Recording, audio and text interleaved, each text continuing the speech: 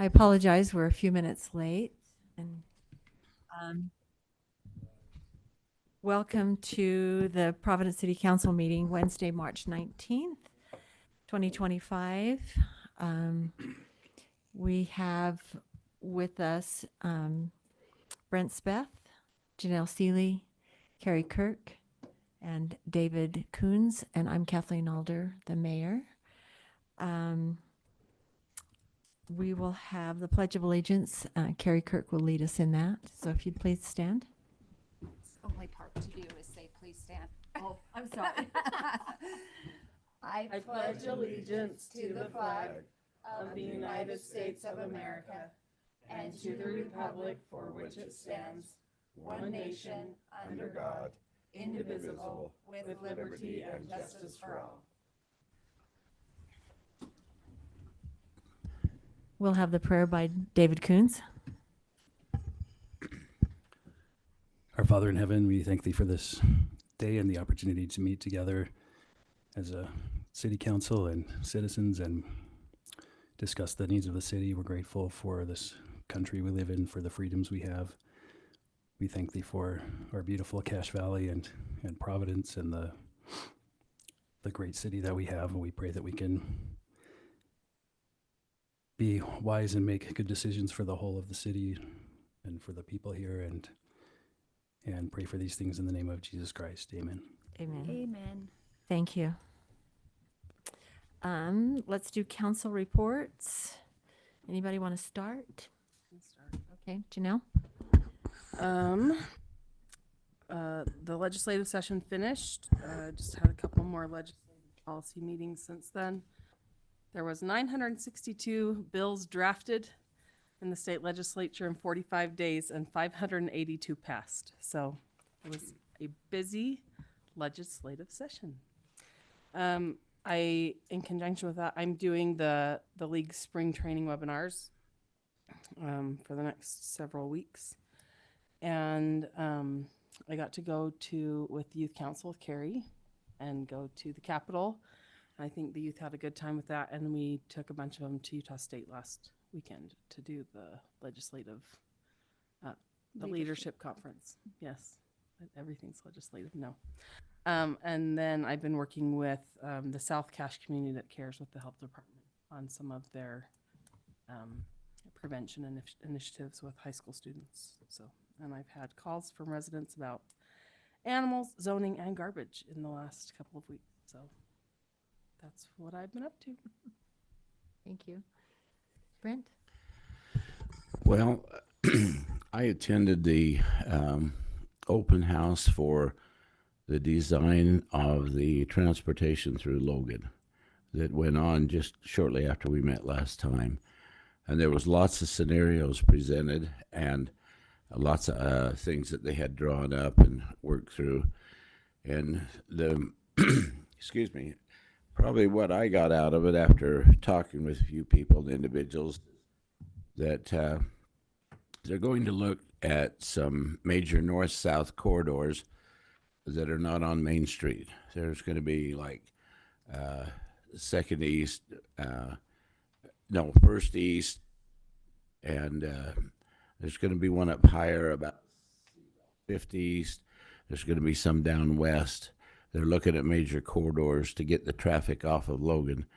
Then they want to take Main Street in the area of the Tabernacle to like about 2nd North from about 1st South, and make that more a pedestrian, bicycle, non-traffic friendly area to kind of complement what's happened on Center Street and make Main Street have some of that same feel.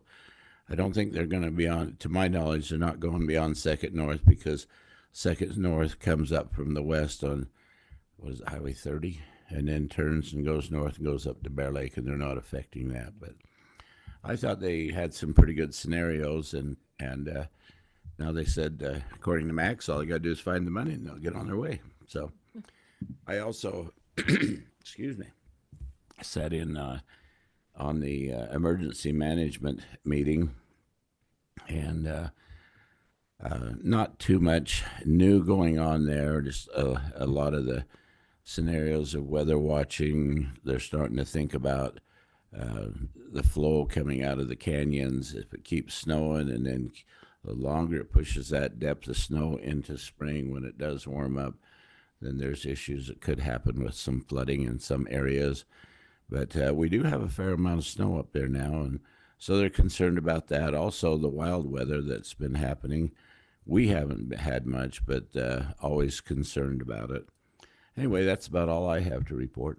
Okay. Carrie? Yeah. So the legislature with the youth was great. We had 13 youth at the leadership conference. It was 3 days at Utah State.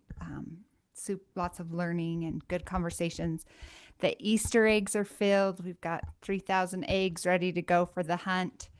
And so What's the the youth date on that? council's been really busy. It's going to be the Saturday before Easter, and it will be advertised in the newsletter and on social media. We don't do a ton of advertising because we really don't want 1,000 kids. I was talking to the city manager for Centerville, and they do about 20,000 eggs.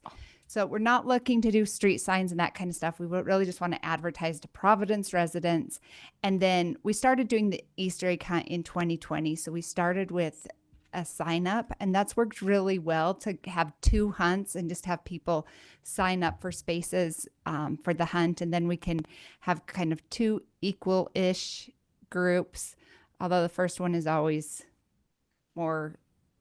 better attended than the second one. So if you want more eggs, come to the second one. But if you sign up, that's helpful.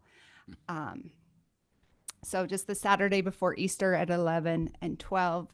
I've spoken with some citizens. There's a lot of excitement with the questionnaire, the survey about the rec center, and people would love to see something on the south end of town. And I'll explain here as I explain to them. Like, it's hard to put the Providence citizens all on the hook for a recreation center that will service a few residents of Providence.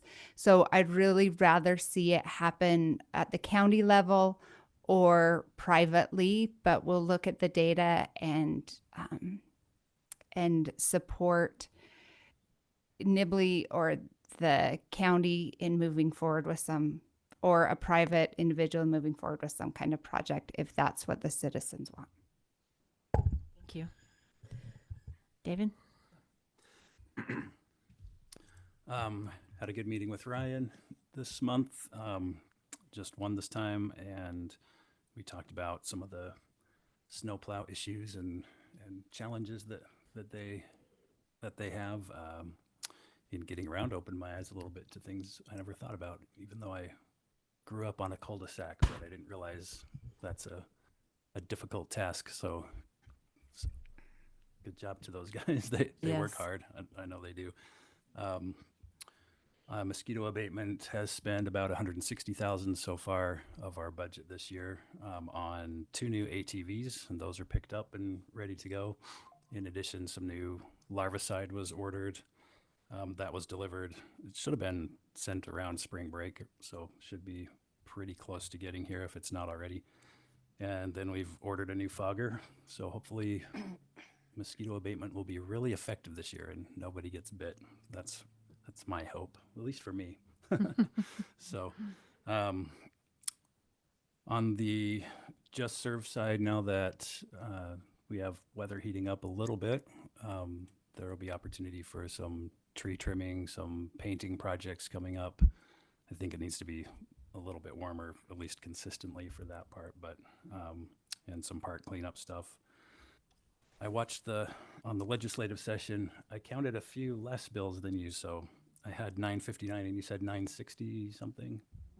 962. Okay, I'm 3 off or something, but I know There's a margin of error. I'm disappointed because they missed last year's record by 9 bills. I think if they had a half a day, they could have gotten it. Put more in there. They could have beat their 582 or whatever it was last year. That was this year. But yeah, that the amount introduced is kind of like an hour, 24 hours straight for 45 days. that's a lot of bills coming through. So, but, and then we have, Mayor Alder reminded me of the spring training coming up mid-April, and I'll be doing that too. So that's my report. Great, thank you. Can I say one more thing? Yes. I also wanted to send a shout out to Jason Thompson, who spent a significant amount of time at our day at the legislature. He spent at least 30 minutes with us. Our other representatives said hi and took a picture, but Jason really spent time and answered the kids' questions and told them stories, and it was impressive to have him involved in that way. Thank you. Okay. We did start meeting with the Sauerkraut Organizing Committee, Yeah. and there's awesome residents that are getting things off the ground. So Stepping up to the plate. yeah, we had lots of, had a room full that we worked with, a couple weeks ago. So that's going. Great, thank you. As you can see, our council members are busy. They're in the community. They're doing things. They're making things happen. Just a few of the things. Day at the legislature with the youth council was awesome. All of our legislators, they're in leadership positions. They're really busy, but they did take the time to at least come and say hello and have a picture with us and ask if there are any questions. They allowed us to stand up in the gallery and they introduced us, so both on the House and the Senate side. This last couple of months, I've spent a lot of time with the legislature trying to make sure that the bills are passed, calling people, doing lobbying. It's interesting. The bills that are passed, a lot of times the legislators don't really understand them and they don't know what the ramifications are of passing those bills. The unintended consequences are pretty serious in some cases. So we appreciate the league, Utah League of Cities and Towns, who helps to watch out for that. But I'm also involved in the chamber legislative group and involved with the conservation. I spent a day down at the Capitol with the land conservation group, trying to talk to legislators and helping them understand the value of conserving land in our valleys and how important that is. I'm the chair of the CMPO, which is the Cache Metropolitan Planning Organization. So I've spent a number of hours working with that. Ryan is a great grant writer. We've been able to accomplish lots of things in our city because of the grants that he writes. And my job is to get letters of support. So I've been following up with people, trying to get those letters and helping. I'll write a letter and say, here, make whatever changes you want, but this is what we need. And so doing a lot of that this month, and just being out in the community and making sure that Providence is known and understood. Yesterday, the chamber had a lunch for the mayors. Out of the 18 mayors, only 5 of us were there. But we had a chance to explain to the business community what's going on and what we've accomplished in the city of Providence. And so those are fun things to do because we've accomplished a lot in our city. Mayor Hare from Millville accused me of taking all the time, but we have a great group of mayors in this area. So those things being said, we'll close that portion, and I will entertain a motion on the minutes from last month's. I'll make a Meeting. motion to approve the minutes of February 19th, 2025. Okay, we have a motion. I'll second it. Go ahead, Dave. I'll second. Go ahead. Okay, we have a motion and a second. Any discussion, changes? I just had one typo online. I think. AI doesn't like the way I spell my last name, I think. But other than that, it looks good to me. Using AI has just been fabulous. Ask Ty, because he used to sweat over those for 2 or 3 days, and it took him a while to do. And now he just has to go over it and plug the names in. And I always go over them, and that really is nice to have that. I got minutes the other day from the study group from on the the sports complex, and I got them within half an hour of the meeting. It was so amazing. So anyway, so we have a I- motion. I have one more. On that same line, is that supposed to be CASH or CACHE? Oh, yeah, South Cache is in the county. Yeah. So they've spelled cash as money. I wish it was money. Yes. Well, Sorry, guys. a cash means money. Cash because- means money. Yeah. That's what it started out to be. Started out to be a cache of furs. They Yeah. would So maybe we're okay. put. We better clarify them. Okay, so motion and a second. All in favor? Aye. Any opposed? Motion carries. I failed to recognize that Council Member Nebaker asked to be excused tonight. He had something else going on, so he was not able to make it. So we'd like to excuse him. Now, is there any public comment? If you want to comment, it would be on something that we are not working on tonight, and it needs to be under the purview of what we would handle as a council. We take compliments too. Okay, not seeing any online, Scarlett, or, okay. Okay, perfect, thank you. I'll close that portion of the meeting, and we have a presentation tonight. It's one that we are so pleased to have. It is an award that the City of Providence received, but it was really Rob, our Public Works Director. So this is come and stand up. The Rural Water Association of Utah awarded this to Rob Stapley. He's over our public works, and he's our master water person. He was awarded this. He has 15 years of quality service to customers. And here are some of the accomplishments, some of the things that have been done.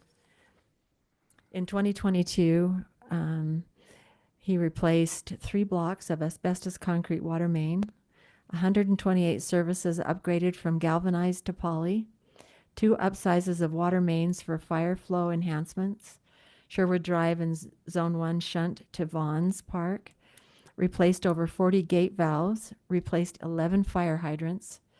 In 2023, 46 upgraded services, 6 blocks of water main replaced and upsized, switched over half the town from radio read to tower read. And this is something that makes it so that we can know what's going on an hourly basis in our town. So if we have leaks or problems, too much water being used, we can address the problem right then instead of waiting till the end of the month. So that is a wonderful accomplishment. So approximately 2,400 meters are on radio or on the tower read. We have a new 1.5 million gallon reservoir that's complete and online. New culinary well drilling, and now that's complete. We have 11 pressure reducing stations, over 30 control valves rebuilt and upgraded. SCADA upgrades to include PRV stations and reservoir upgrades. Reservoir fill valves rebuilt to allow remote flow rate control using pulsing solenoids.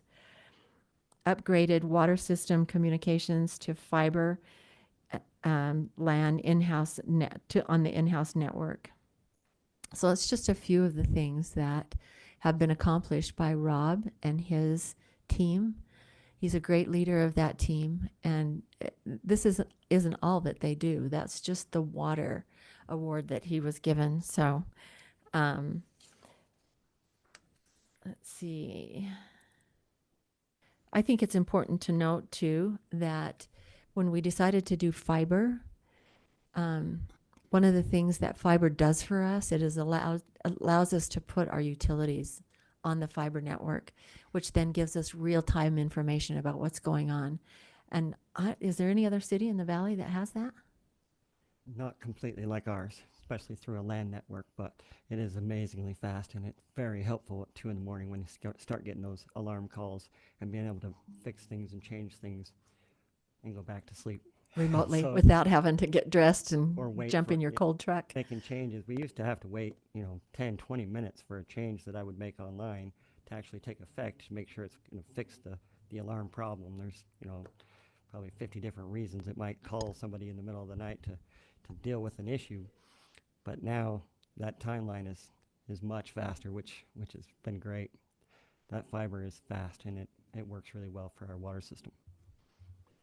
So there are other reasons than just people hooking their computers and televisions to it. It helps us serve the city better. Yep. So, You named off a lot of things there, and those were all just recent. yes. 20 years, we've had a great team, and without a team that works well together and has a care factor, clean, safe water has kind of been, I guess, the highest priority in my 20 years here when it comes right down to it. Not just clean and safe, but you actually have water. I mean, that's something that a lot of cities struggle with, and I see those things called boil orders or zones or pressure zones that are out of water, and they struggle, and that's something I've wanted to avoid for forever. And so far, we've been very lucky that we've missed a couple of those things. But as the town- Maybe it's not luck. as, well, as the town grows, Maybe it gets, better management. it gets not harder luck. to ensure clean, quality, safe water, and the infrastructure that we put in is a big deal, big part of that.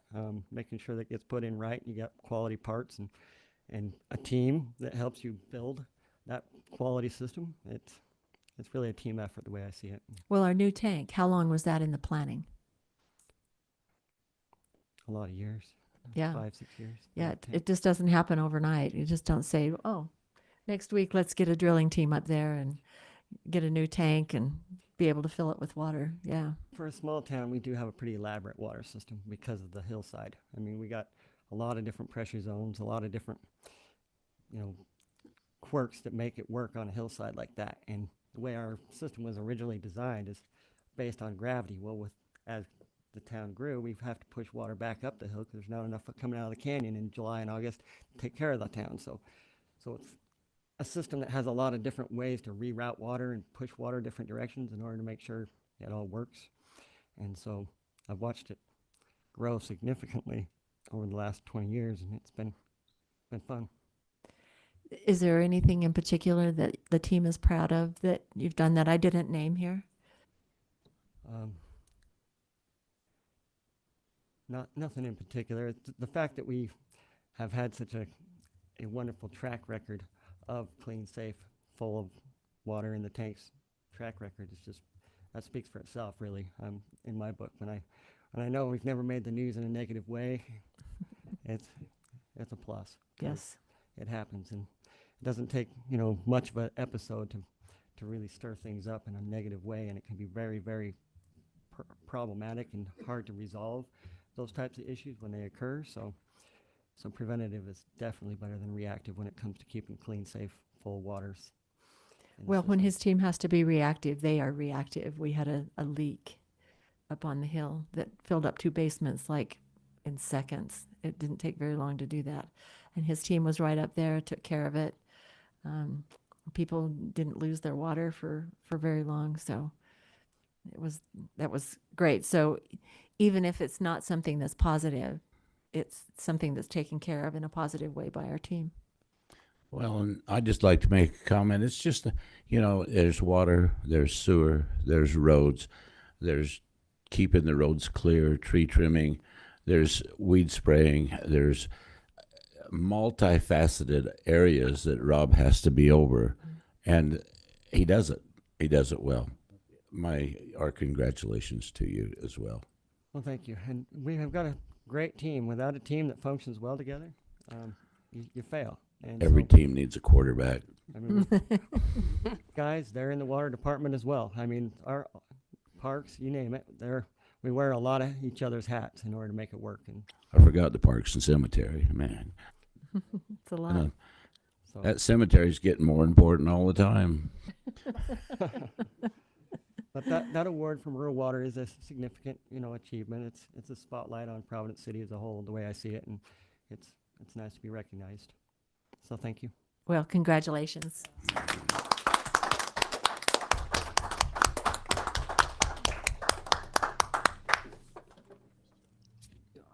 And I didn't want to order a cake because I made you your favorite cookies. So if you can feed them to whoever you want to feed them to. You know I like those. Thank you. Congratulations. Good stuff. I think, I'm not selfish, so we'll get some plates. Maybe just napkins will work. He knows that I'll always make more. Okay, let's go to the next item. And Rob just wanted us to sweep it under, but we wanted to make sure that the whole town knew what a great team we have here taking care of them. Next section is resolutions and ordinance, item number 3. Is it 3 or 2? I print. Yep. It's 3. Number Yeah. 3. I didn't print the latest one, so.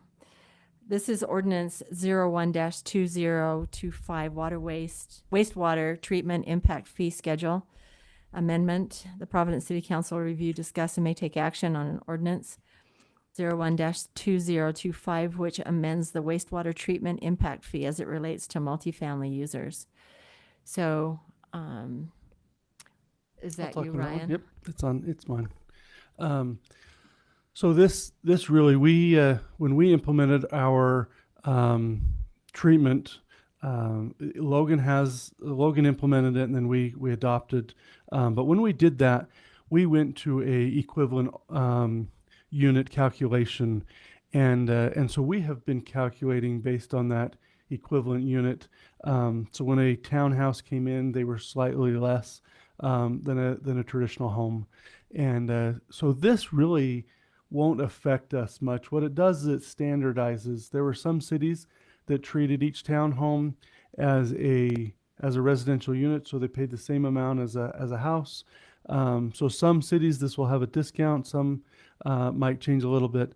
But for us, where we were already doing something, we were kind of the model of how it was supposed to work.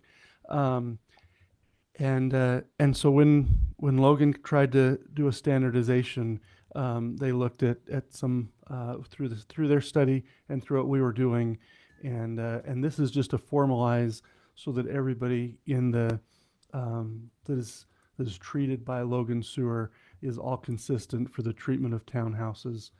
So that's what this adopts. So for us, the developer was paying it and we were passing it on, but it really doesn't have a significant effect for us because of the way we're calculating. So anyway, we'd recommend that you approve it. I could make a motion if you'd like me to, Mayor. I will take a motion. I would like to make a motion that we approve ordinance number 01-2025, an ordinance amending the wastewater treatment impact fee as it relates to multifamily users. Okay, do I have a motion? Second. We have a second. Further discussion? All in favor? Aye. Opposed? Motion carries. Okay, item number 4. Ordinance 02-2025, rezone of parcel 02-096-0035. Providence City Council will review, discuss, and may take action on ordinance 02-2025, which, if approved, would rezone parcel 02-096-0035 from mixed MXD to CHD, north 1 acre, and R-M-18, south 1.5 acre. And the Planning Commission held a public hearing on this rezone on March 12th and recommended the City Council that they approve the rezone request. So, any questions? Scarlett, you want to, is this one? Okay.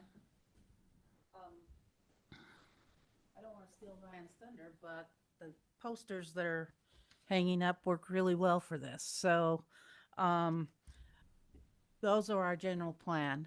And, that's kind of between the general plan, the master plans, and, well, first of all, it's the city code and state code. We have to definitely follow those laws. But then the general plan and the master plans, that's kind of what we live and die by. And so, to help people and to help us all remember, I think he's done a great job having those posters put up. So I'd encourage the audience to look over the shoulders and glance at those. Those are the things that we consider every time we do a land use, whether it's an ordinance or a rezone or a subdivision. We're looking at the initiatives laid out in the general plan. And those are part of the staff report that was included in the packet. Another part of the general plan that falls under several of the initiatives is a requirement by state code, which is moderate income housing. And we look at the moderate income housing plan every time we do a land use item as well.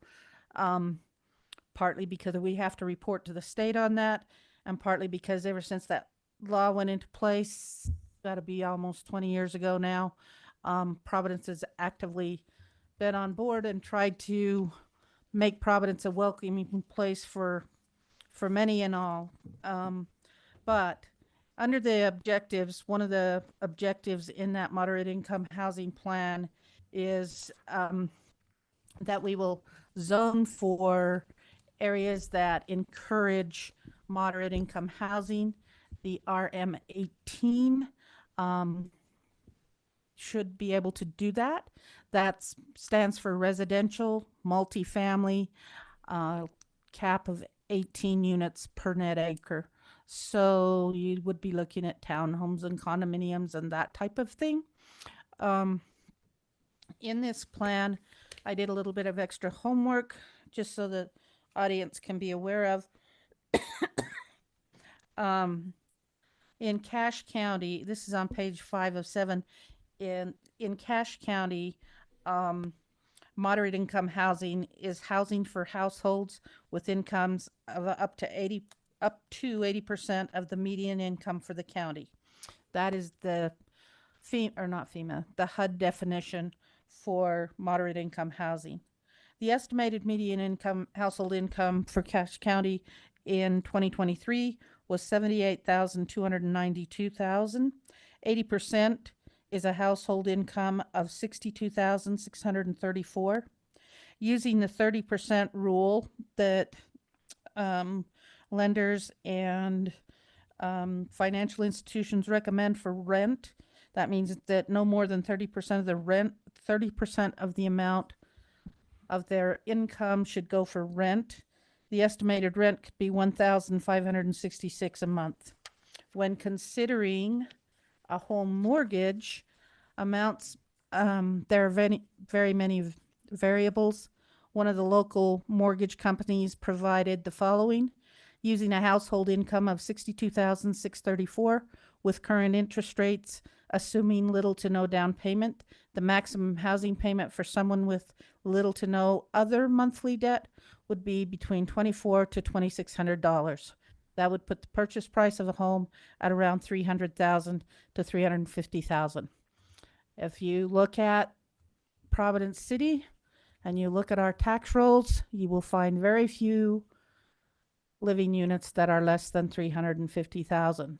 And what you do find are mostly the townhomes and the condominiums. And so when we look at densities like RM18, there certainly is a potential to help Providence City fall into or keep up with the moderate income housing plan and provide spaces for many different varieties of people that want to come and live here.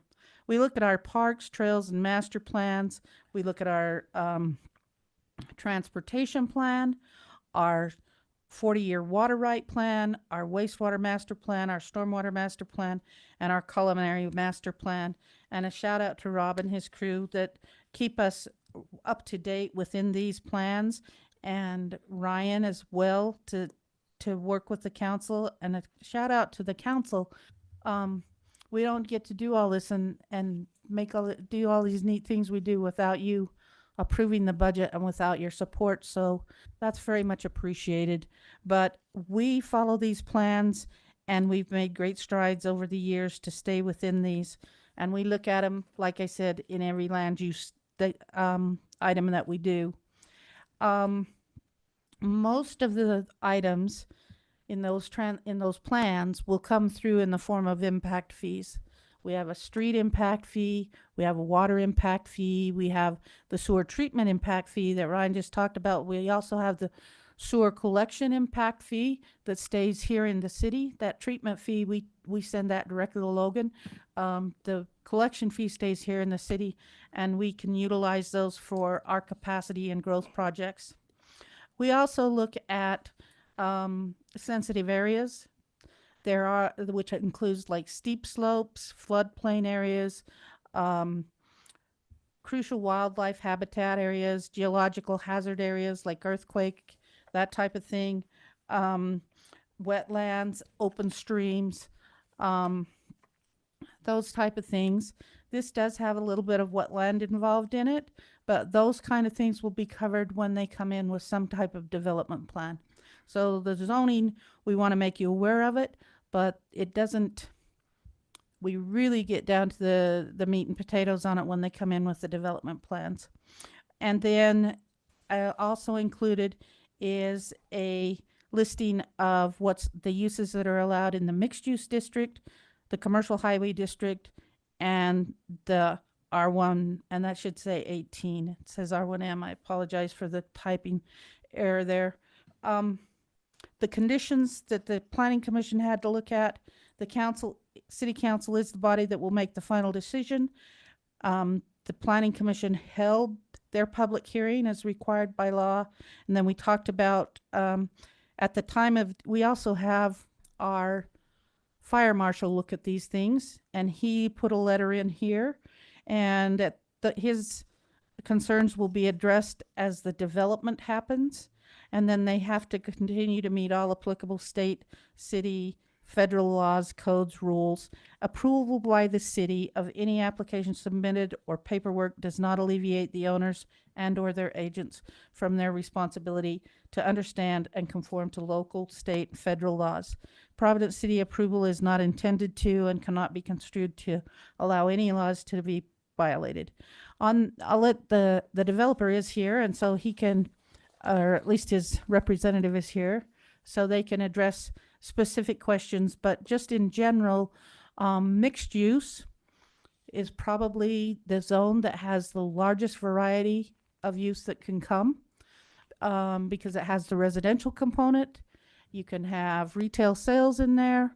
You can have offices, doctor's offices, professional offices, even certain light manufacturings. So it's a pretty broad zone. However, there are percentage requirements within that zone, and sometimes that does make it tricky to meet those percentages. So, which is what the original mixed use would be. This started out as commercial highway, which is probably our most restrictive zone, because that's for commercial development, and it has to be retail tax. It has to be sales tax generating. Just a little under 12% can be non-sales tax generating, but for the most part, when a development comes in, we're looking for sales tax in the commercial highway zone. The commercial general zone is the one that allows all types of commercial, retail, office, doctors, everything. So what the applicant is doing, he's asking the front, or excuse me, I shouldn't say front. The piece is 2.5 acres. The north portion of the piece that fronts 300 South, he's asking for that to go back to commercial highway as it was when it was annexed in. And then the south 1.5 acres, they would like to see as mixed use, or excuse me, as RM18, which would be available for townhomes and condos. So, any questions? Thank you. Okay, thanks. Kent, do you want to say anything? Do any of you have any questions first? No, I don't. Could we ask the speaker to give us his name? Kent Dunkley. Ken, I have a question. Okay. So, going back to commercial highway zone, we rezoned it here not too long ago. Now we're going back. And at the time when you were here presenting it before, there was a concern about the commercial highway. Couldn't get, takers. That was a problem. So that's why we went to a mixed use, to give you an opportunity to still have residential mixed with some, commercial, not necessarily commercial, but retail or all sorts of things. And now you're isolating yourself back to a commercial highway zone that you said before you couldn't get. So I'm curious about that. We can get it. If you rezone it, then we have to abide by that. And we have two lots in the front that will front 300 South, and they would be retail. That's all we can do with it is retail. The problem is, and this was a misunderstanding on my part, by going mixed use, and this is an example I gave last week, if we were at mixed use and we had 2 half-acre lots on the front and we sold those and the buyers built 2,000 square foot buildings, one on each half-acre lot, we could build one townhouse on the back 1.5 acres under the mixed use requirements. What's wrong with that? You want No, my I pen understand and you your can problem. figure that out? Yeah, I can figure that out. I can do So that one in my head. So that was my mistake. I thought we were talking percentages of acreage, and it's percentages of square feet of the building, of the footprint. So it just didn't work at all, and that's why we're coming back. And we realized that we're giving up something, and hopefully, the restaurant or a restaurant will come back to us. And if that doesn't happen, then we're going to have to wait until we can sell those 2 lots or sell them as 1 lot, whatever we need to do to get retail. And so that is a trade-off, and we understand that. But it allows the developer to build townhouses on the back. And I'd like to point out, I think everyone knows where we're talking about. We have Fox Hollow townhomes on one side and Judge's Car Wash on the other side, and a spring on one side and a road on one side. So we think the location is a good location to add a few more townhomes. So is your back parcel that this actually has, on our county map, it shows a connection to it across the Spring Creek right there, across the creek. Is that attached to that? Or are these separate parcels now? This piece that we're talking about right now, the 2.5 acre, will be back in a few weeks. Michael Taylor at Civil Solution is working on subdividing this piece away from Fox Hollow. Which is that across the creek portion? Well, it's adjacent. It's the townhomes that are right adjacent to it on the east. And you're right. Behind phase 1 is phase 2 of Fox Hollow back there. Yes. So this would be essentially phase 3 of Fox Hollow. The 1.5 acres would be. Okay. So you will be creating, are you still thinking that portion, that parcel back there to the south of, will that be residential? Is that going to remain? What's that? What is that zone now, or what is that going to be It's zoned for townhomes. for townhome? And I think that is in the works right now. I don't have anything to do with that piece. Oh, you So don't have any connection. It has a preliminary plat, final preliminary. So it has. Yeah, it's going towards final, right? Yeah. So it would be phase 2, and it is zoned with the RM12. So I've kind of highlighted the piece that would be rezoned, but not the whole. I realize the two parcels are combined together, but the rezone would just be what's outlined in this one. That's what they're talking about. Okay. So this other one is zoned, although it's not a separate parcel, it is zoned with the other phase. Is that going to remain RM12? That other parcel to Yes. the back? Yes. If that's what it is now, yes. It'll I'm not remain. aware. That's what it But is you don't now. have anything to do with that? No. Okay. No. And so, if I could, Brent, you've reminded me of this, the back acre and a half, where we would like to go RM18, that would access through the street going to Fox Hollow now. Okay. So it wouldn't come through the commercial area at all. It would have its own entrance. The infrastructure is there. We just think it's a good place for some townhomes. So is this on the west side of Fox Hollow? Is Yes. that street going in? Yes, back towards this Ballard Spring. Yeah, Yes. Ballard Yes. Springs, yeah. Okay. All right. Okay, Janelle, you have a question? My question's for Scarlett, really. If we rezone this from mixed, which I don't remember what density mixed has, but it's higher than 18, is it really beneficial to our moderate income housing plan if we essentially like reduce the density by putting it back in? Well, I guess it never was RM18, but changing it out of mixed use, is there any benefit for a moderate income housing plan? Or is it actually a hindrance to do this? Well, I can tell you that we do have one developer that does RM18, and he has specifically tried to keep his rents within that margin. I haven't checked this spring to see if he's made any changes, but he's kept that. It has to be intentional on the part of the developer. Market rate is definitely above that, and it wouldn't matter if it was RM18 or if it was mixed use with 25 units per acre.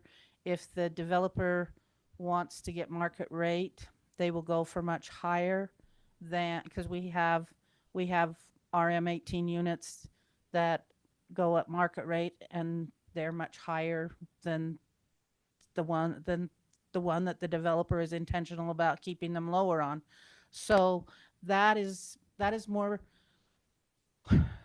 that has more to do with the developer's business plan, whether they're going to follow the market rate or whether they're going to try and keep it within, hit that target of moderate income, because there's a lot of people out there in that target too, that so they wouldn't have problems with vacancies. But either one of those would have the potential to give us moderate income housing. We have not had any developers that have wanted to take us up on some of the incentives that the state offers, that we can offer through the state programs, even when we've asked them about increasing density to keep their units at moderate. We haven't had anybody take us up on that. It's either very intentional because that's their goal in mind, or they're going to follow the market rate. So that's more a developer question. So our reporting that we're required to do by the state hinges on the developer's decision. Doesn't matter what we as a council try to do. Yes, and I make that very clear in our report that we try really hard to give them all the options we can. And that's why it's really nice to have one or two developers that are very intentional about keeping those rents within that range and the unit prices if they're going to sell. However, a lot of times with the developer, they only have control over the first sale. If they keep them as rentals, then they can control that plan. But if they sell them, then once the next person comes along and the second buyer, a lot of times the first buyer goes back up to market rate. So even the developer can't totally control that unless there are deed restrictions and things like that. And we just haven't had anybody interested in working with us on those. Thanks. I have one more question. Sorry. So help me understand how this is to be developed. We're not making parcels out of it that would be commercial. Is it a a planned No, unit? not tonight. You're not. But Are you going to come back? yes, I am. That's what Michael Taylor is doing right now. 2 half-acre parcels on the front and 1 part, and then the balance would be the back half, 1.5 acres. But do approximately. we know the size it's going to be, commercial highway, and the size it's going to be 1 acre commercial highway 1 acre commercial highway? and 1.5 acre RM18. Okay, so that probably, do we need to identify that as we make a proposal? The size in it, so where we don't have it in front of us? It would be part of that it's saying in the motion, it should identify, it identifies that the first north acre is going to commercial and the south 1.5 acres is going, so that would be part of the motion. That is part of the ordinance. Brent, I have a preliminary if you'd like to look at this. I understand what you're doing. I have the concept in my mind what you're doing. I just want to make sure that that we're not just shooting ducks in a pond, flock shooting. I want to make sure we're identifying what we're doing, so that when it gets the separated parcels, it's taken care of. It's on the, if you look at item number 3, it has it listed I didn't. that one would be a half acre, the mixed, Okay. that it would be an 1.5 acres and an acre. It's on the, it's Okay. on the ordinance. Oh, on the ordinance. Okay. So whoever's making a motion would state that. My bad. Okay. Okay. Thank you, Kent. Okay, thank you. I guess a question for Scarlett, because you mentioned, or maybe for Kent potentially, is this developer committing to keep rents at 1,500? Is that part of the? His plan is to sell them. They're selling all of them, so there's zero control there. I have a hard time thinking that any rent's going to be at that price and actually help with that moderate income housing plan, personally, and especially as time goes on. Those are That's the just whole gonna- problem we those have are- with this go up, plan but that the that's- legislature yeah. has made us do. And they're kind of foisting that upon us. I get that, and Right. that's, But we have no That's it. control. but yeah. So just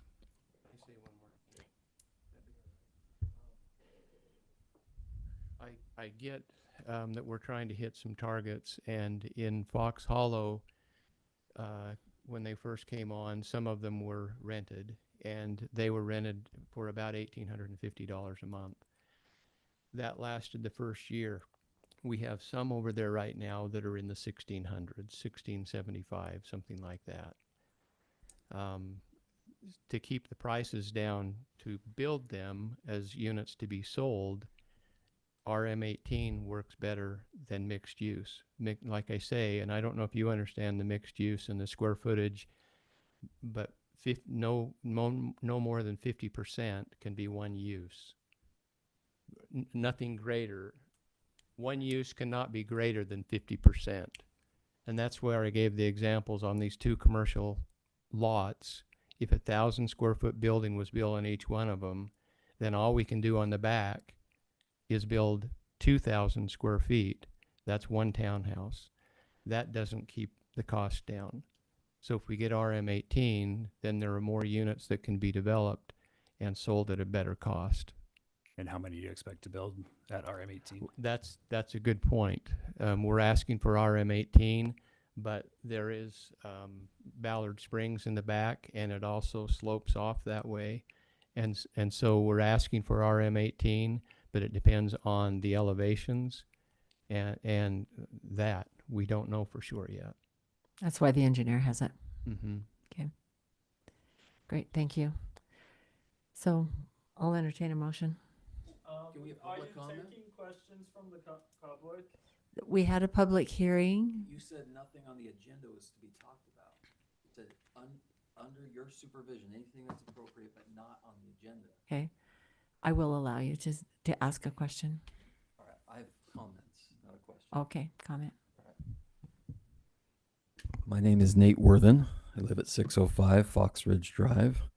Not to do anything but to try to share some credibility. I have a graduate certificate from the University of Utah in urban planning and have spent the last 13 years in commercial real estate development. I'm concerned about the proposal in front of us for a few reasons. The first is it is highly unusual, and I don't think there's a case in Providence City where one parcel has 3 different zones on it, which is what would happen here. We would have CHD, RM18, and RM12 on the lower portion. That will be platted out, but until it's platted, it's really unusual to have 3 different zones on one parcel. Secondly, RM18 is the highest density zone in Providence. There are only 4 projects in Providence that carry that zone, and 3 of them have been developed.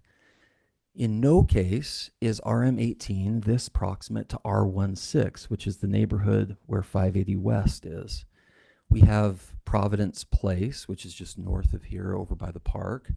They're close to R110, but it would be really unusual to have this RM18 next to sort of moderate or low density R16. It's also the CHD rezone I'm in full support of. The RM18 zone has a couple of problems. First of all, it's not consistent with the surrounding developments. RM12 would probably be a more appropriate zone there that would also meet the moderate housing requirements that Providence is trying to meet. But RM18 would be unusual in that location because it's not consistent with neighboring parcels, but also it would be the smallest RM18 area in our town. Providence Place is like almost 2.5 acres. This is 1.5 acres. It's pretty unusual to spot zone something with that sort of density in this particular location. You can see we have some RM18 on the other side of Highway 165. That's the dark blue area. I don't know that that's developed yet. And you can see RM18 is up here. I think that's Providence Gateway around the roundabout. So my suggestion from a resident is I'd rather see RM12 there. I think that's more appropriate to the neighborhood. And then if they really want to chase RM18, I'd really like to see a site plan. I'd like to, because once we commit to it, they can sell it, they can develop it, they've got the zone. We'd have a hard time taking that away. So just exercise some caution if you would. Thank you. Thank you. I will allow one more.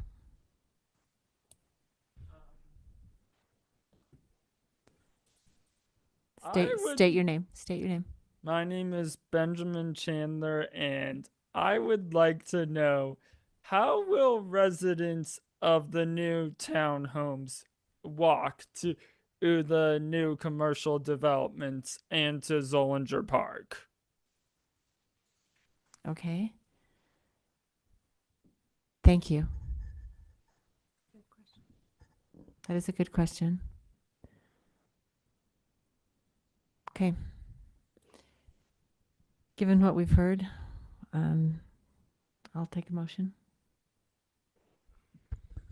I actually felt the same way that this gentleman, the first gentleman Worthen. mentioned, Worthen. that it seemed to have a parcel with so many different zones on it is, it's difficult, I think, because especially for us looking at it, we can read, oh, it's 1 acre on the front, but we don't have the things in front of us to analyze the parcel description and all of those things to see what makes sense. So I am personally more inclined to make it RM12, but I'm not really sure what the protocol is to do that. If we just deny it and they can come back and ask, or if we can say, I would approve it with that condition.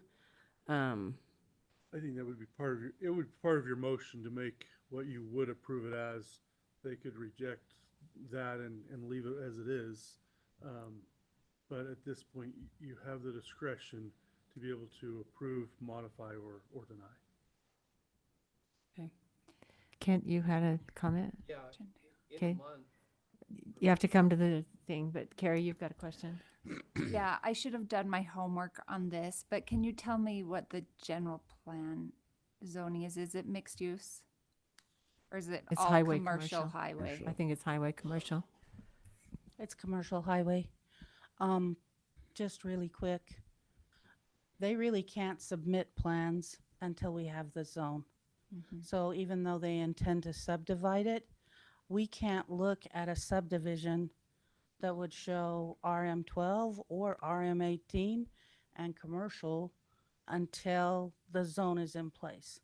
So that there's a chicken and egg going on. But, and Mr. Worthen is correct. Once it's zoned, then someone else could come in with a different plan and work it into that zone. But that's when you have to rely on your ordinances. Once it's zoned, and that's what they can't do anything different. That's why Kent came back and asked again to change, because what they were trying to fit with the mixed just wouldn't work for the commercial component and the residential component. So I know that seems backwards to a lot of people, but by our code, and actually state code encourages that way, we can't look at development plans unless we're going to go through a completely different process before the zone is in place. I understand what you're attempting to do here. You need to try and get the highest and best value out of the land that you have. And that's why you're requesting the RM18 along with the commercial area. It was all commercial and mixed use didn't work. We understand that. I seem to be inclined to think too that to be more consistent with what we already have down there, and RM12 would be more consistent with the area down there versus, you know, an RM18. Now, I am not a money man. Not very much. Have a few dollars, but not much. But anyway, I don't know how to figure if you're going to get your return off if you had an RM12 versus keeping it the way you have it now. Because there is a problem, and you brought that forth. And sure, I like to see you get the best out of your land. I do. But maybe we ought to, again, a small portion. I don't know what you can get out of it for an RM12, but I'm more inclined to go more consistent with the area that it's in. It's not consistent. More amenable to be a transition than to go from single family on the north all the way up to RM18. I have to lean that way. That's my thoughts. Do you know how many more units you get with the RM18 than you did What the 12? what they've preliminarily drawn on this out piece? is 19 units. on the acre and a half. Is that RM18? And how many RM12? Have you looked at that? No, they just sketched on the preliminary plan. They just sketched to see how many they could get on the plot. The plot, they plotted out 19 units on the acre and a half. This other gentleman brought up a comment that is concerning to me. I pick kids up there, school bus. I pick them up on 3rd South. With it closed, I get to turn around in your driveway down there and back the bus out and go It's up the not street. mine. Whoever it is. For Fox. clients. Fox. What is it? Fox Hollow? Fox Hollow. Well, don't tell them, but I am turning around there. But anyway, I have to pick kids up there. There's more and more kids. Already this year, I have 5 kids. Didn't have any to begin with. Now I got 5. There's going to be more coming, more back there. I had a concern with that development of walking past, I can't think of the gentleman's name, Barlow's property. Mm-hmm. We did get the ditch covered and a gravel or a dirt path there. But still, when they get up to the crossing over to Spring Creek, when that becomes a middle school, if they're involved in that type of middle school, It'll be elementary. or elementary, sorry, walk over to the elementary school. We don't have crosswalks there. We don't have sidewalks there. And and I understand that's not their problem, but it is a problem for the city. And I have that concern also. How do we get people from point A to point B? Because Third South is a busy road. In front of this property, the road would be widened and sidewalk would be installed, just like In that front of- property, yes, I agree with that, yes. But that's on that side. You're talking about going across the street to. I'm continuing up where they got a crossover to go to the north. And that's our problem. I hate to see that much more density put in there with that many more young kids that have got to find their way to elementary school at some point in time. Because when they get the schools built, they won't go to River Heights anymore, is my understanding.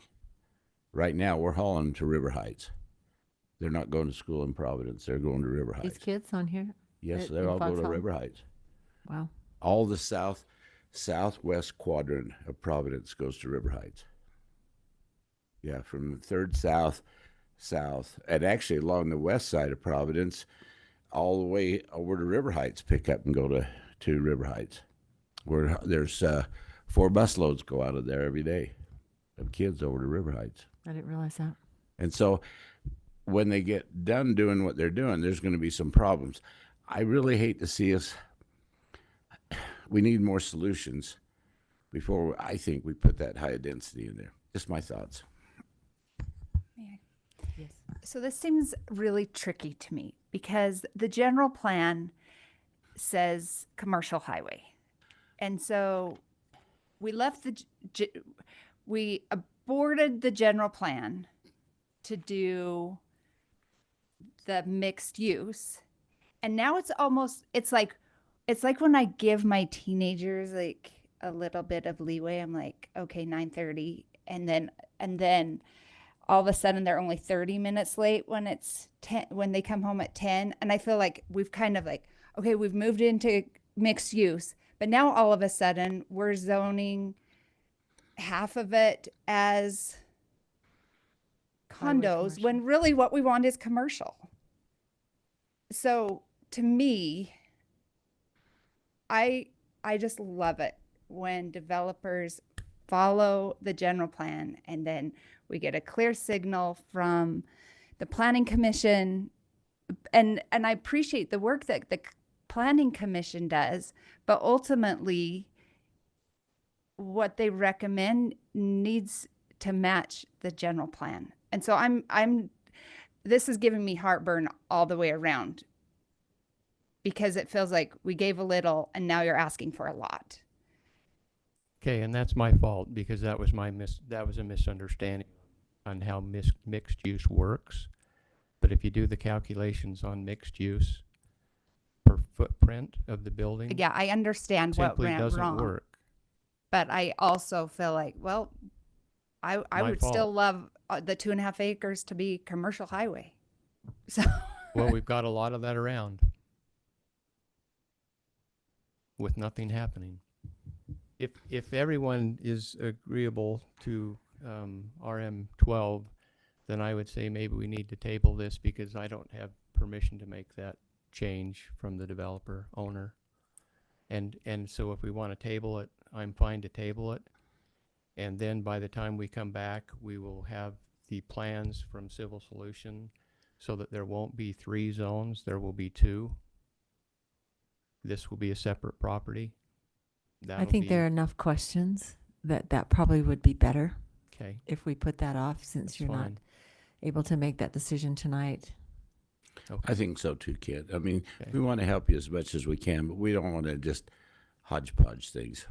I Well, think, we didn't think we were. We thought we were. well, 18's kind of a hodgepodge in that area, I think. It's kind of a high number. My opinion. I wish we had the right area. Tell me where the right area is in Providence. Away from everyone. We thought this was a pretty good location, but we had some trouble with the other one across the highway, but that's okay. We'll talk to him. We've already had the discussion about RM12. So we'll talk to him and he'll probably say, okay. Then we'll get the property subdivided and we'll come back. Can I ask Okay. one more question of Scarlett before we Yes. table? So we have developments that are built out as RM18. We have the Gateway that is RM18, and I think we've seen some issues that we've addressed.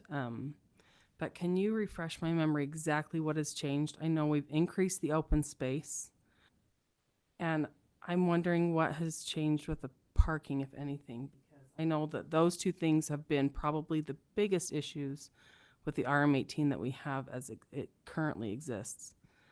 That we have actually built out projects was open space and parking. So I know we increased the open space, but I can't remember on the parking. The parking is the same for RM18 as it is for RM12. And we increased it a little bit when we made that change. We went from 1.5 to 2.25, I think, but it's the same parking in both of those multifamily zones. The playground, we added a playground requirement. We had open space requirement before, but we didn't call out percentages or anything, and so we cleaned up the open space requirement. So there's a percentage of the overall land. I think it's 25%, but don't put that down as in stone because it might only be 20. And the playground can be part of that. The playground starts out at 800 square feet, and then for 10 units, and then increases in size for each unit above 10. They are required to do electric vehicle charging stations, and they are required to do bicycle parking and bicycle maintenance station. Danny McFarland did those over in the townhomes that he's working on right now, actually. I think we do have RM18 right over here on the other side of Jake's Bassett's CPA firm.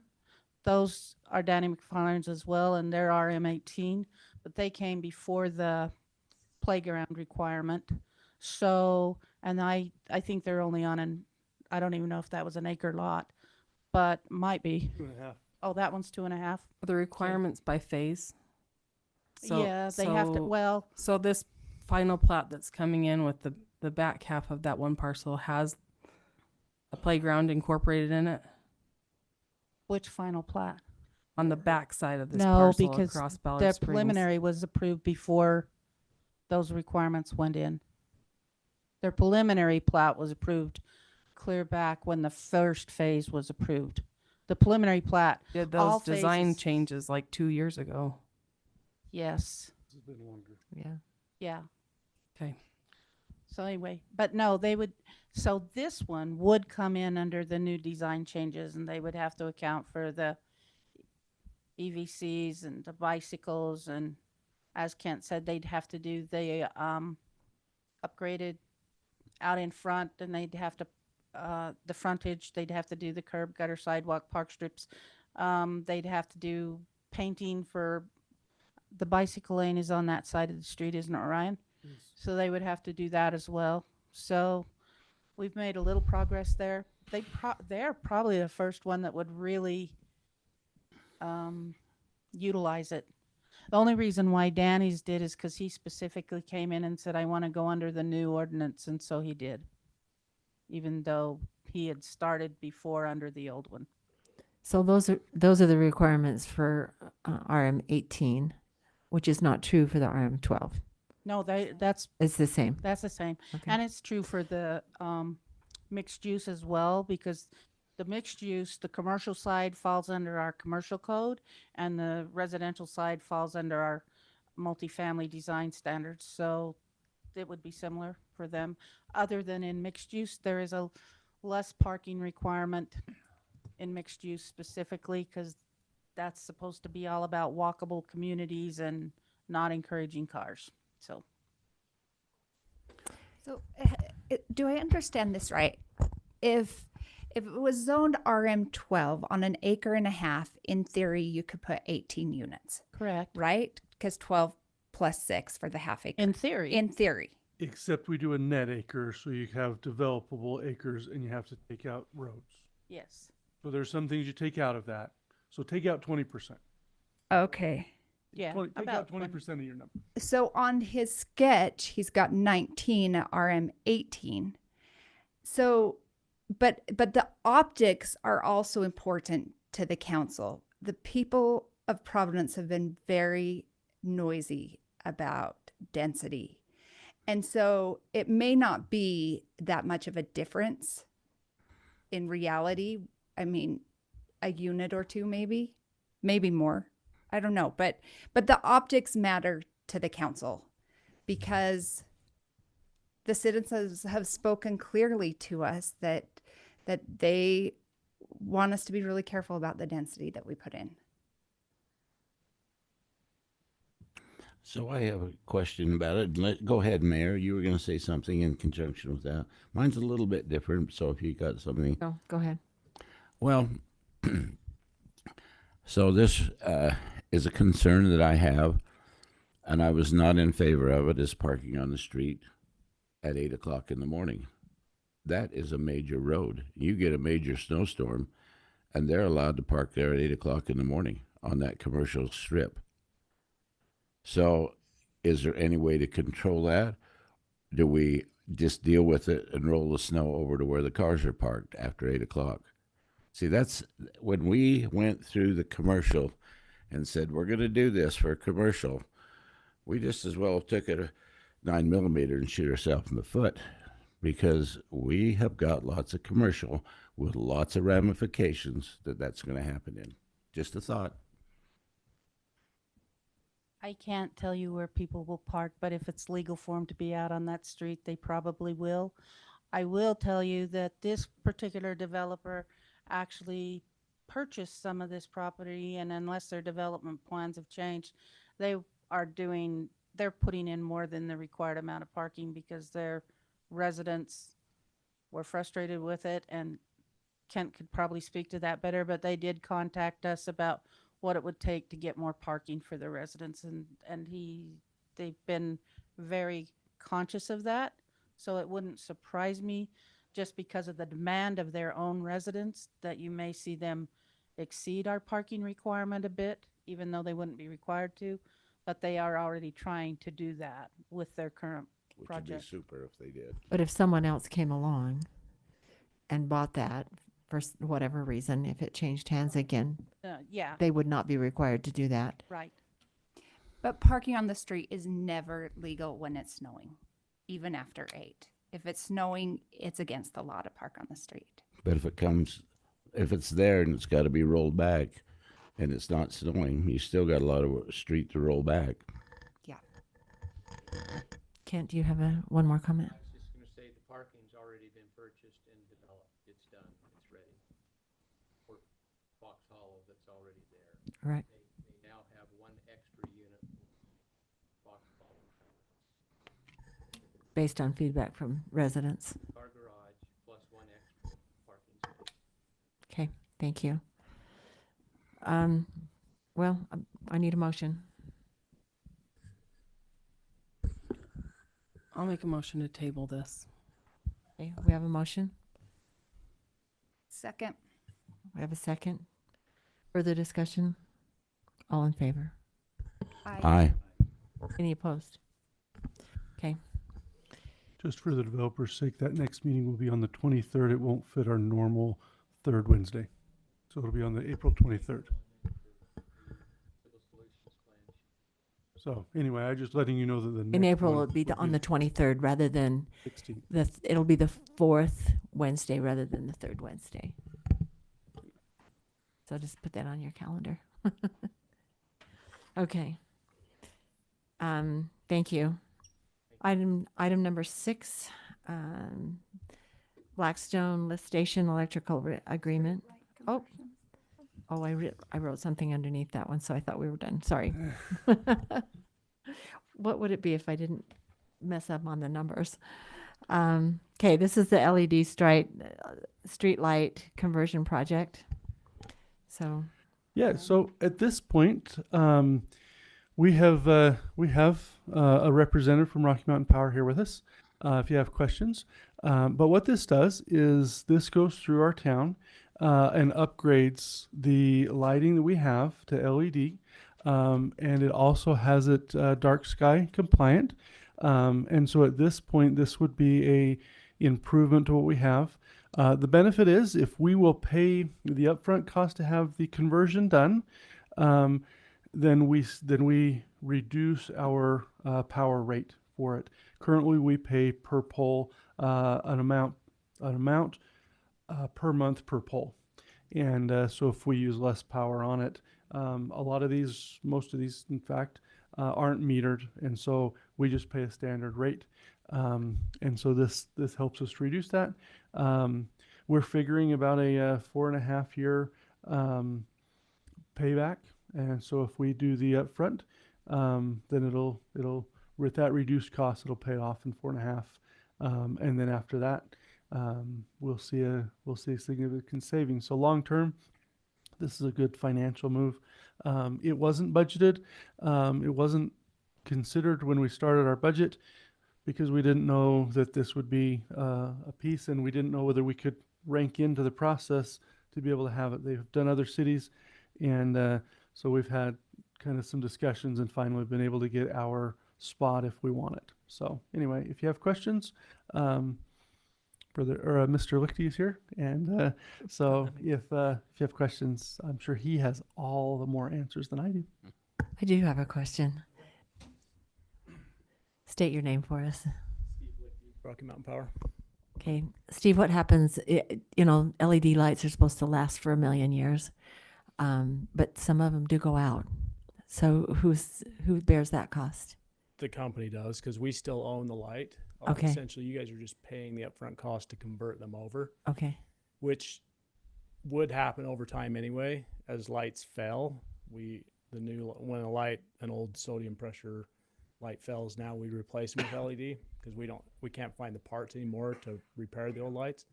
So over time they would get converted. This just is an accelerant just to change them over now, move you to that lower LED rate, because it could take 10 years, 15 years, I don't know, to convert them all over.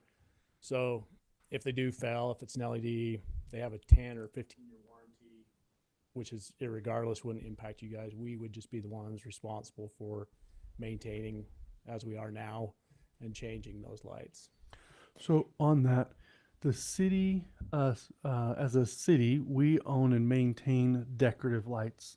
right. The street lights that are non-decorative, like along the highway and around AmSource or Macy's, all the other ones are owned by Rocky Mountain Power. Are they LED? We're working on that upgrade in a different proposal. So no, Okay. some of them are. And, some are and not. the sodium lights, they like go off when they get too hot, and these lights won't do that. No, They'll stay they don't on. get hot. LED, they generate very little heat. So Yeah. I have one out in front of my house, so it's off some of the times. yeah, and just to mention, we have converted Nibley City over and Richmond. So those are a couple cities you could drive through and just observe the different style. I would recommend, you look at not only the street lights on a pole, but also the decorative lamp posts that are in some of the residential areas, kind of give you an idea of what we're doing.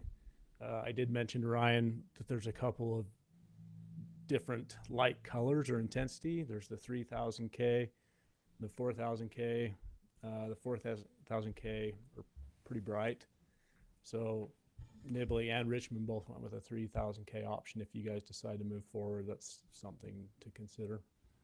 Okay, great. Any other questions? So they're pretty much a white light, aren't they? They are. And as was mentioned, where they're dark sky compliant, the light is focused down. And you have very little spread. Are you going to change the actual fixture itself? Yeah. Okay. Yep. You won't change the pole though, No, it's just the fixture, like on the like off a power pole or something like yeah, that. just the The fixture fixture. itself. It'll Okay. still the like come pole off the is- street. It does clearly needs to be replaced. Can you replace that while you're there, Well, we typically don't, but or paint it? We won't tell Or anyone. move it. Move it. anyway, it's an initiative we've introduced you know, and all our communities in Utah and, well, our service territory, Idaho as well. And a lot of communities are taking advantage of it. There's significant savings long-term. Helps you to meet, you know, other initiatives you have. I noticed the Green Infrastructure Initiative and the Dark Sky Compliant Initiative. It meets a lot of those requirements. So Arizona does that. And I tell you, driving along the street, you can't even see Walmart. It's off the street just a little bit. And because of the dark sky requirement, it's hard to see the stores, but it's nice because you can see stars. yeah. So I got a question. This is not totally related, but it's lights. I have 4 area lights at a business, and I'm contracted with your Rocky Mountain Power for the lights. Do they switch those out automatically? If they fail, they'll get switched out. As part of this proposal, where they're not a city light, no, but we could do that. So do I need to contact you privately? And Yeah. okay. And you can go through our RockyMountainPower.net website. There's a lighting option on there, and you can just make a request on there. Okay. RockyMountainPower.net. Okay. Thank you. Okay. Sorry. Any other questions? Any questions related to the industry in general? We're just excited to have a lower bill. So this Yeah. is an ongoing rate change. It's not just a power savings because you use Right. a more energy efficient bill. Yeah, We get a we'll better actually- rate as well. We'll actually move you to a new tariff. It's an LED tariffed rate by the PUC. And it's essentially, if you have the estimate in front of you, you can see it's about half of what the current rate is on the high pressure sodiums. But the price we have in front of us is for over 3,000 lumens. So it would even be in less than what we have. So the lumens is actually the amount of light. That's not the bulbs. It is the bulbs. Is that But what it's you're? the amount of light that it emits. Yeah. Right, but I'm just saying that we're quoted between 3,500 and 5,500 lumens. And you're saying that Richmond and Nibley went with less than that. Oh, it's the lumens are different than the 3,000K, 4,000K. So Then the bulbs, they're different. yeah, if you look at the top, it says up there 3,000K or 4,000K. Can you see where it says that right here? Yeah. hmm So that's essentially the choice. I'm not sure what the lumen equivalent is on a 3,000K LED light. She's looking down under the proposal down here where it says 3,500 to 5,500 lumens is the rate. So is there a tiered rate, a level 1? There's not a tiered rate on them. It's just, as you mentioned, you pay by light. So Regardless of how long it's on. yeah. Right. Okay. Are you ready for a motion? Or do we make a motion? What do we do? We need to accept it because it's not in the budget. Yeah, it would be a motion to approve and to amend the budget to accept this, because at this point it's not a budgeted item. What is the timeline for this switch? I think they were going to get it done by the end of next week, right? Yeah. You. I mean, I guess if we needed to make budget adjustments into July, we'd do that later. Yeah. Yeah, I mean, essentially next steps would be if you decide to move forward, we'd have our street lighting folks drop the contract. You would decide on the light intensity. We'd move the contract through the process, invoice, and then we use contract crews to do it. And 300 lights they could probably do in a couple of weeks. So it's kind of a timeline based on you guys and when you're ready to move forward. Ready, set, go. Yeah. Okay, we'll take a motion. I'd make a motion that we approve item number 5, which is the LED street lighting conversion project, and that we take a look at our budget. Maybe have to open the budget. Do you want to wait till the next budget or open the budget? No, I would just approve this and modify the budget to accommodate this. Okay. So I would like to make that motion. What you said. Yeah. Okay. What right? So we have a motion. Do we have a second? I'll second.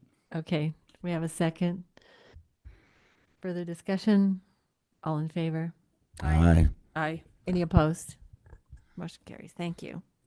All right, now we'll go to the Providence Blackstone Lift Station electrical agreement. All right. So this is part of our process. We've bid this out, and we have two bids that came back, and we're looking to award this to the low bid. Where the engineer helped us bid this out, it is significantly lower than when it was with R&O, which we're happy that's lower. It bid a better time of year, and so we're just looking for the award of this. Your lift station will be worthless without this, so we would recommend approval of this as we move forward. So, Okay. I'll make a motion that we accept the bids, the lift station electrical agreement bid with Bassett Electric. Okay. We have a motion to accept. I'll second it. We have a second. Further discussion? All in favor? Aye. Aye. Opposed? Motion carries. Thank you. Those are the kind of ones I like. Okay. Item number 7. This is the contract award. 6. Am I looking at the wrong agenda? Yes, because there was a new agenda. yeah, it's number 7. You're right. The second one I've Don't downloaded. confuse me. This is the contract award for the baseball field updates. Thank you. The Providence City Council will review, discuss, and may take action on moving forward with awarding a contract for baseball field updates. So, So I'll take this one too. But at this point, we had some improvements we wanted through Zollinger Park. We put all the improvements into one single grant and tossed it all in and the kitchen sink. And it was accepted, and we were thrilled. We've submitted reimbursement, and we've gone through that process. We were a little reluctant to make sure that it was as good as it was, and it was. So we've gotten reimbursed for $400,000, which the skate park was the last piece of the skate park was in that same grant. And so the skate park, we had over 650,000 in grants total, and it cost us just a couple $1,000s more than that. So 99% of the skate park was paid for by grant. Part of that improvements also included the improvement of Thompson Field. So that one's going to come. This isn't in this bid, but it will come as a bid, and it will pay for almost all of that. We also put in the Pony Field. If you've played on the Pony Field, it's in a bit of a bowl, and so third base is lower than the outfield and home plate. And so we have a bit so of you're running uphill. yeah, well, you're running a bowl, kind of, and so at that point, this would bring in more dirt, flatten it out. We do have some money in the budget to improve some of the dirt, and we do that throughout the process. But this would, when we got 100,000 in that grant for this, it certainly helps us to be able to move something we wouldn't have normally been able to do otherwise. So anyway, that's what this is. It's to basically do some of the same work that we did on the large field, and would move this to the Pony Field and make it really nice. So we're hopeful. It's the smaller field. It is the southwest of the field. It's the one that is now fenced. So anyway, that's what this is. And we were fortunate enough. The grant does call out the baseball field specifically to have that upgrade. And had we not got the grant for it, I don't know that we'd have come in to do this. But because of that, it certainly makes it nice. We have a lot of people that use Zollinger Park. And then once this one goes, then we'll work on the lacrosse, soccer, and football of the Thompson Field, and we'll be able to finish that. So anyway, that's what this one's about. So, and we do have our rec director here. So if we have extra questions I can't answer, I'm glad he's here. He's So- going to point to Shaler. So anyway, questions or comments? Is there a walking path included in the grant from the new parking lot up towards the pickleball field? That's the Yeah, we figure we can get that with the field. We're going to connect the parking lot into the trail. That's part of what our bidding process And the trail is has right to, is going to go like around. So there'll now. be We'll at a least connect. We'll at least connect. It might come on both sides of the parking lot to connect into the trail, but we'll at least connect in. That is our hope. Yes. Very good. I am curious because I am baseball illiterate. I will confess this, which is ironic since I keep having to throw the first pitch at these events. Thank you. Thank you. But I just don't know what is special about the dirt. I know it's special dirt. I just don't. I Well, don't know what is special. First of all, this is flat. So currently they're playing in a bowl, and this would make it flat. So not just the dirt, but making it flat is Does that number take one. up sod as well, or Yes. just the infield? Yeah, it will replace sod. Infield and outfield. Okay. So, but there is something special about dirt, and if we really want to get there, But it's a pain to wash out of your baseball pants. Well, that's the well, point. we can't have clay because clay would make a real mess, Hard, and so you have to have a mix between it. And interestingly enough, a previous job I had, we mixed it as a company, and Helps made with special- drainage or drainage and that. But there's There's a is special certain ones- recipe. Yeah, probably. there's a special recipe for the top layer, the top dressing, and we do put an extra top dressing on every year, every couple of years. So anyway, there's a play. If you want to actually see it and feel it, I'm sure that we could throw some balls and see if you could slide to home base on different ones. I have to and slide try to it out. home base. That's the way you test it out. That's the way you'd really know. We need her well to You have come to wear to white the meeting, so when you not slide. with broken Oh, and I bones. have to wear white pants. Yeah, you do. That. Well, I didn't throw that in. Know that you've slid in. Then you really can have the touch. And Shaler's just dying to say something back there. Well, I just want to say with that Stand dirt. up. dirt- Say who you are. Oh, Shaler Gunnell, Recreation Director. That dirt, so Dura Edge comes in and pulls a sample, and then they specifically engineer it to your playing surface. The drainage it's in 3 of our 4 fields, their product, and you can ask anybody in this valley, we're playing here when they aren't anywhere else.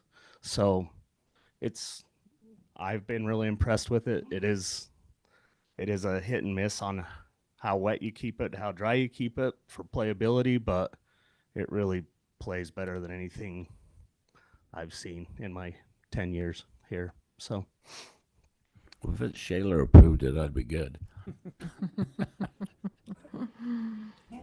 Okay.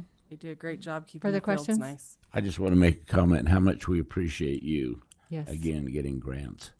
I mean, you look at this bid, and we're only looking at 32.7 for the city cost for 137,000. Thank you, Ryan. Thank you very much. And we appreciate Shaler for all the work that he does to get those teams to Absolutely. play on there. Absolutely. Okay. So I'll entertain a motion. I'll make a motion that we approve. Gotta get back The here, sorry. contract. There we go. The contract award for the baseball field updates. Okay, we have a motion. Second. We have a second.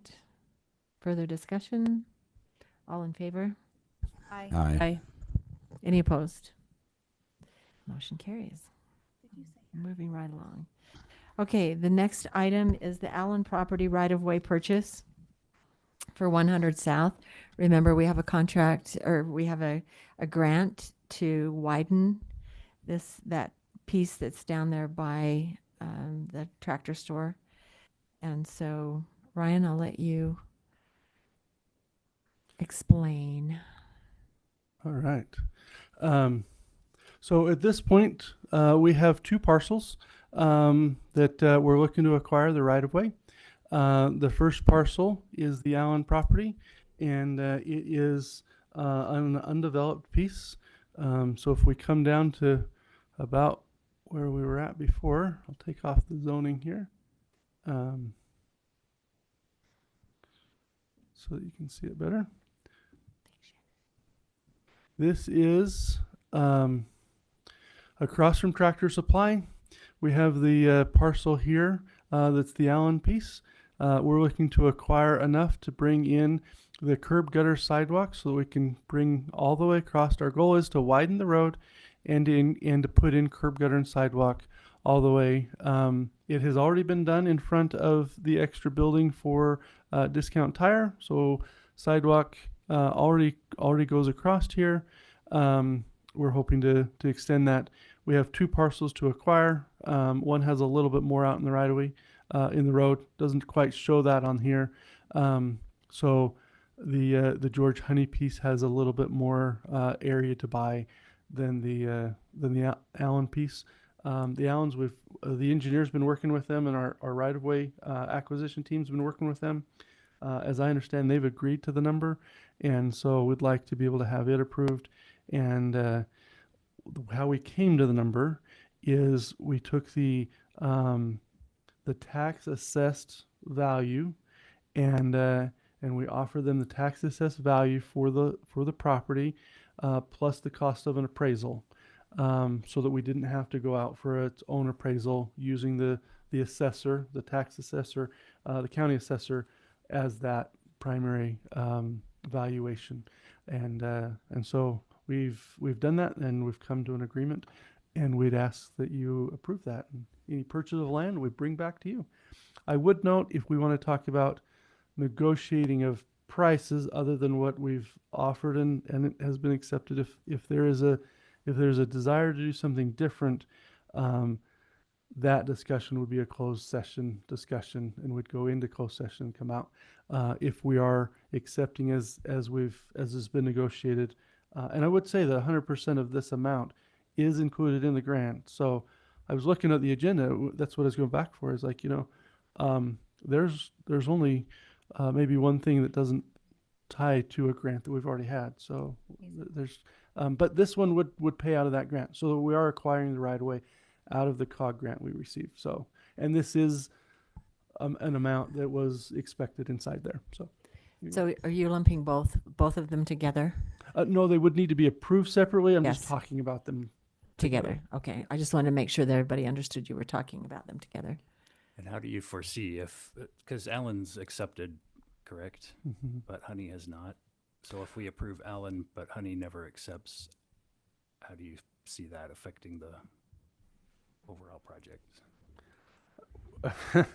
Well, we're hoping that with the approval and with a check, then it's easy to accept at that point, and we're hoping to go there. If it has a bit of variation, we'd appreciate the understanding and that if we need to modify, we'd certainly like the flexibility to modify some, but we'd like to take this and see if we can't. If he's been aware of the project for a while. Good man, and I think that we can come and find terms that will be good. He doesn't. This is a rental house, and so it's not his personal residence, but good man, and I think we can come to a term. So, but we would ask maybe some flexibility on his. We'll take it as it is, and then be able to have some flexibility that we can come back and maybe have you ratify it afterward if there's a little. So right now, we have item number 8. It's the Allen property. They've pretty much accepted our offer. So we will need a motion to accept this. Yeah, to approve that. the Yes, correct. number 8, and then we'll talk for a minute about the Honey property. I ask 2 questions. Okay. Does the grant cover just the right-of-way acquisition, or does it cover the improvements as well? Oh, the grant, it will cover right-of-way acquisition, and it covers 97% of the entire project. So both the right-of-way acquisition, there is some improvements that the grant may not cover. It doesn't include betterments. So It will include the movement of the pole. Oh, Rocky Mountain Power lefty. We should have our- caught him on that. No, our franchise agreement would move it for free, but if we bury it, then we would have the cost difference of that. So a betterment we would have to cover, and I think it covers sidewalk but not curb and gutter, right? I think that's still the case. I think so. Anyway, so there are a couple of things that the grant doesn't cover, but realistically, 90% of this project they're is all minor. covered by the grant. Okay. And then you said that you used the assessor value and then you did an appraisal. Are the appraisals separate for each parcel? One is based on agricultural value and one is based on So let me clarify residential value? let me go back to what I said and clarify that, because maybe it came across differently. In place of doing an appraisal, we have offered the tax assessed value and the price of an appraisal so that we didn't have to go out to do an appraisal. If they rejected the offer, then we would go out to do the appraisal, and then there is a mystery of what that price may come to at. But we've had other appraisals. We've had appraisals on the other side of First South. We've had them on the other side of the west side of the highway. We've had others, and we're comfortable with where this number is at. So tax notices, even though it's in Greenbelt, it has what would be the assessed value at that point with At the zone or? Yeah, that property is assessed by the county assessor for the valuation. So at but that then point, Greenbelt is a different yeah, tax. Greenbelt changes the, But the it tax still gives you a percentage, value. but there is still a valuation. So Right, that's true. Yeah. Okay. So we need a motion on the Allen I'll property. make a motion that we approve the purchase of the Allen property right away, 100 South project. Okay. We have a motion. I'll second that. We have a second. Further discussion? All in favor? Aye. Aye. Aye. Any opposed? Motion carries. Okay. Now the Honey property. So you want to just specifically talk about that one? What's going on there? yeah, so at this point, we haven't come to a firm amount, but what I would ask for is that you approve the purchase as long as it is within the grant right-of-way dollar amount. So at that point, that gives us a little room to negotiate, but also doesn't cost us anything more because we already have the grant for that valuation. So the grant is split up. It specifies how much can be used for right of way. Yes. Okay. So with that information, I'll accept a motion. I can make a motion. Okay. I'd like to make a motion that we approve. Hang on. Item number 9, is it? Yes. Yes. Item number 9, the Honey property right-of-way purchase with latitude that you might be able to stay within the parameters set for the right-of-way and be able to negotiate with him to achieve the purpose that we want to accomplish. Okay. So we have a motion. Do we have a second? Second? Okay. Motion and a second. Further discussion? All in favor? Aye.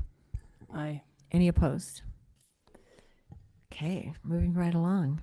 Item number 10. This is an appointment of Wes Tyre to the Providence City Historic Preservation Commission. Wes, do you want to come up and? I just want to say good job wearing your sauerkraut swag. Yes. Looks really good. He's also going to help us on the sauerkraut committee, so we love that. So, we introduced you last time, so they asked a couple of questions last time, but we're thrilled that you're willing to serve the community and on this particular commission. So, does anybody have any questions of Wes? Maybe give, for the people that are in here too, a little bit about your background. Sure. My name is Wes Tyre. I grew up here in Providence for the first, I think, 27 years of my life. And then I moved away for a military career. And I moved in next to this great guy named George Wooten, who was present. And we hit it off. You know, he likes woodworking. He likes history. He knows more about the history of this town than I do. And I was, you know, essentially born here. And more about my family who helped settle this place. So when he extended the invitation to be a part of this and learn a little bit more about the history and give back to Providence in a small way, then I thought, well, that sounds like a good idea. So that's. And Wes is trained as a medical. He's a doctor. So we're happy to have you be willing to serve. So at this point, any questions anybody has? Okay. Oh, Benjamin. I would like to get Wes's opinion on the trees. What's your opinion on the conflict about trees versus sidewalk along the 100? Do you know, Benjamin, you could take him offline with that and ask that question, but not right here, but thank you. All right, so we need a motion. I'll make a motion to appoint Wes Tyre to the Providence City Historic Preservation Commission. Okay, we have a motion. Second? Second. Okay, we have a second. Further discussion? All in favor? Aye. Aye. And we're thrilled to have you. Thank you. Opposed? Motion Thank you for carries. serving. Thank you. Now all you need to do is recruit 5 of your closest friends. I tried to get him to recruit his mother, but he told me I had to do that. So, okay. We don't have any study items, staff reports. Ryan pretty much does most of them. Yeah, I will try to report, and if I have any misses, then my wonderful staff is always willing to pitch in, and I think we have amazing staff. You can see that. You can see the great work that's done anywhere you go in our city, from the recognition that Rob's received, and he's modest about it, but does an amazing job. Scarlett is modest about hers and does an amazing job. And Ty is modest about his and does an amazing job. And Megan is modest about hers and does an amazing job. We would all prefer to sit in the background. None of us want to sit in the dais where you're at. We appreciate the job that you do, and none of us want to do it. We are all happy where we're at, and I think that's unanimous. So. I would just say that we are doing some great things. You know, a lot of my time has been spent working and stressing and pondering the budget. That's my next big hat to wear, is to prepare and to present the budget. And so I will meet with all the department heads, and we'll go through that, and then we'll bring it to you, and that will come to you in May. So. But it starts early and takes a long time to get there. So another thing, and the mayor has mentioned that, but grants, it's kind of grant season, or at least it felt like it. And I've been part of 4 different grants over the last 3 weeks. One was to help with the airport, because I'm on that board and serving there. So I appreciate that you allow me to serve on other boards and help other people. But 3 were for the city, for the development of Hillcrest Park. We're hoping to have that as a project coming forward. And so we've applied in the last 3 weeks for about $650,000 in grant money, in hopes that we can put in some money towards developing Hillcrest Park. We have a lot of interest. We put it out on social media of what the interested items were, and we're working with that information. Interestingly, and we always are willing to take feedback, whatever it may be, but we received 0 feedback about that. So very much about the type of amenities wanted. And so I think that people will be very thrilled with what we're working on and planning for that area. So anyway, that is that is coming, probably not within this budget year. I wouldn't assume, but it will be part of our projects for next year. Talking about parks, we have ordered, and the playground is under construction, under manufacturing construction for Brager Park, and should be here in the next couple weeks, maybe by the end of March, middle of April, and so we're hoping to have that installed, and before it gets too crazy with the kids, and if we can do it, it'd be really nice to have it done before the kids get out of school. So anyway, that's kind of the hope, but that's coming. And we'll have a ribbon cutting when we get it Mayor's all done. great at those ribbon cuttings, and she does an amazing job with being out there in the front. Again, I'll stand in the back. We have 300 South. That is something that we get lots of comments on and people want updates on. We try to give out our updates over social media because it gives us an avenue to do that on a quick and regular basis. And just so you're aware, 300 South, the force main, a lot of the force main pipe is being laid. We have the bore under the highway has been completed. They are working on the manhole on the east side of 300 South and Highway 165, and hopefully within the next week and a half, maybe 2 weeks, they'll be able to open that up for a while and then come back and close it when they do the final pave. But hopefully they'll be able to open the east direction. They are laying pipe going towards the west. They're waiting for the wet well to be delivered, and we're still working with the other contractor that's there.